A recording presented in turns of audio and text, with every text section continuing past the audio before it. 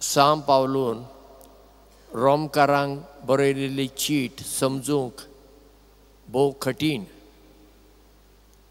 कित्याक सांब पावलू शिकपी मनीस हेब्रेव आनी ग्रीक ह्यो दोनी भासो ताका बऱ्यो येताल्यो आनी ताणें ही चीट ग्रीक भाशेन बरयल्या.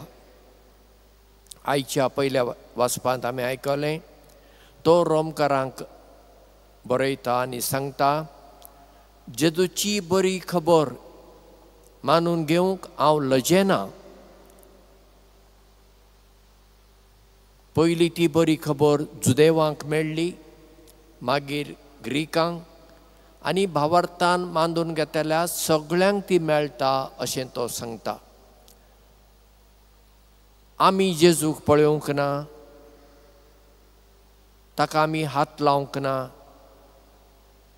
इतलें आसून सयत आमी भावार्थान जेजूक देव म्हणून मानता आनी आमच्या भावार्थाक लागून देव आमकां नितिवंत म्हूण पाचारतलो. कोण भावार्थान जियेता ताका सासणाचें जिवीत मेळटा.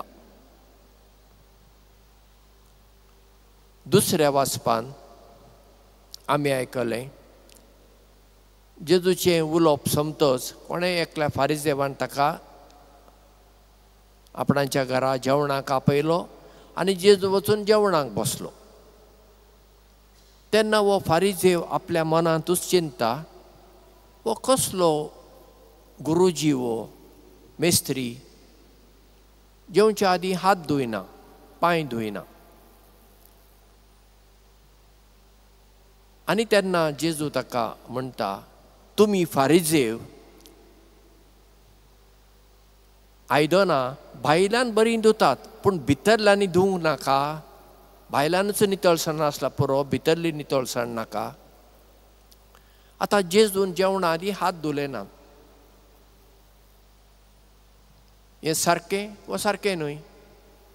हात मेळे आसत जाल्यार धुवंकूच जाय, कित्याक कुडीची नितळसाण गरजेची. घडी जेजूचे हात नितळ आसले देखून ताणें हात धुले नात. आतां हे जुदेव जेवणा आदीं हात पांय धुतले ते नितळसाणेक लागून न्हय, तांचो तो एक विधी, रिच्युअल, आनी तो असोच करूंक जाय.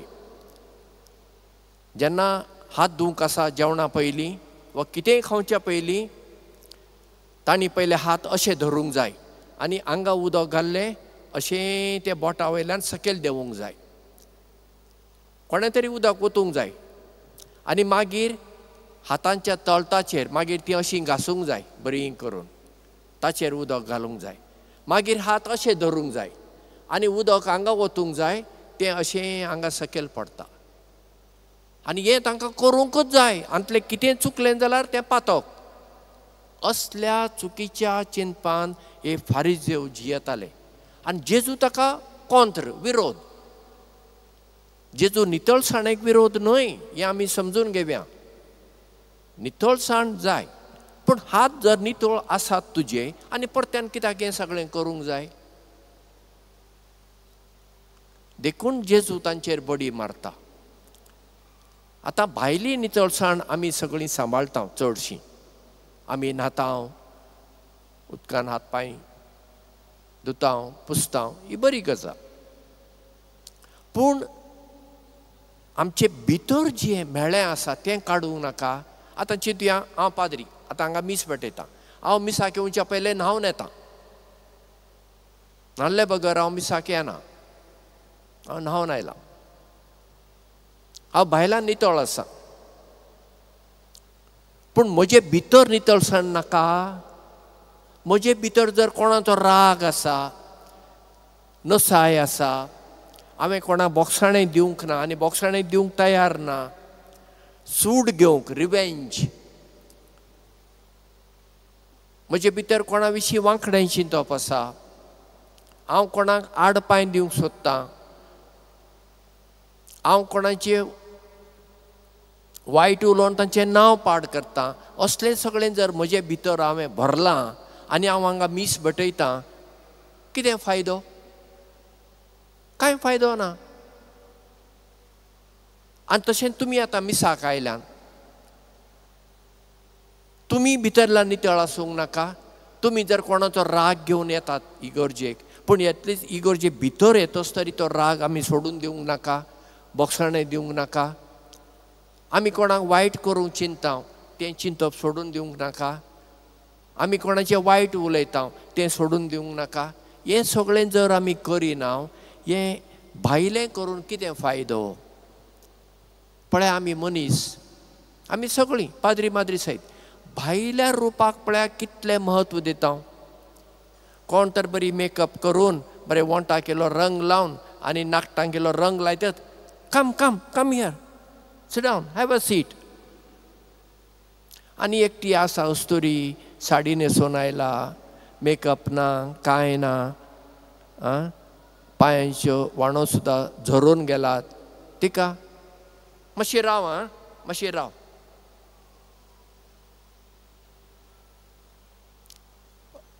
अशें आमी करिना.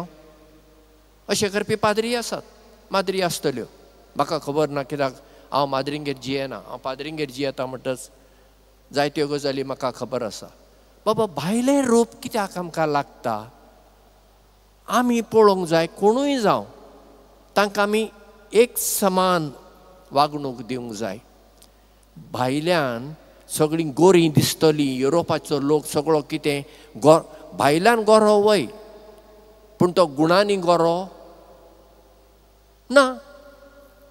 दळदिरो तो जायतो लोक, खोटे खोटे मनीस.